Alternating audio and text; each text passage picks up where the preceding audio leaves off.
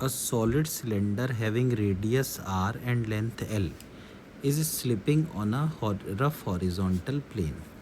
At t is equal to 0, the cylinder has a translational velocity v naught is 49 meter per second perpendicular to the axis and a rotational velocity v naught by 4 are about the center. The time taken by the cylinder to start rolling is. तो जैसा कि हम देख सकते हैं कि ये जो सिलेंडर है, इस सिलेंडर की वेलोसिटी तो v नॉट है और जो रोटेशनल वेलोसिटी है वो है, जो ओमेगा है, ओमेगा नॉट, वो है v नॉट बाय 4r। तो अगर हम बॉटम वाले पॉइंट पे देखें तो एक तो है v नॉट और एक पीछे की तरफ होगा आर ओमेगा यानी v नॉट बाय 4। तो जैसा कि हम देख सकते हैं कि v नॉट बड़ा है और v नॉट बाय 4 छोटा है, तो ये rolling with backward slipping with forward slipping करने लगेगा। तो ये v नॉट है, ये था ओमेगा नॉट, और चूंकि इस पॉइंट की वेलोसिटी आगे की तरफ आई थी तो इस पर जो फ्रिक्शन है म्यू के एम जी वो पीछे की तरफ लगने लगेगा।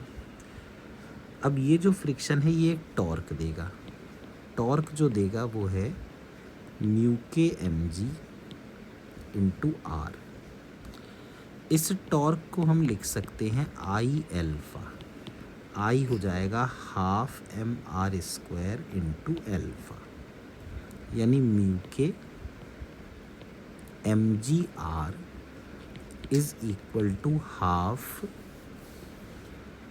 M R square alpha.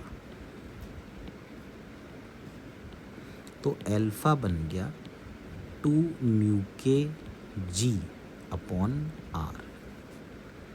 अब ये जो एल्फा है ये उसी तरफ है जिस डायरेक्शन में ओमेगा है, तो इससे क्या होगा कि ओमेगा बढ़ना शुरू होगा, तो ओमेगा हो जाएगा omega not plus alpha T.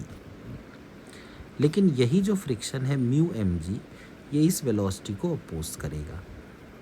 तो जैसे mu M G is equal to M A है, तो इसका मतलब एक्सेलरेशन की वैल्यू माइनस म्यू के जी हो जाएगी क्योंकि ये रिटार्डेशन है। तो फाइनल वेलोसिटी होगी initial velocity minus mu k जी इंटू टी। तो ये है इनिशियल ओमेगा, फाइनल ओमेगा, और ये है फाइनल वेलोसिटी। प्योर रोलिंग का मतलब होता है v is equal to r omega, मतलब v not minus mu k ji t is equal to omega not plus alpha की वैल्यू है 2 mu k g upon r into t, this whole multiplied by r. तो v not minus mu k ji t is equal to r omega not plus 2 mu k G T.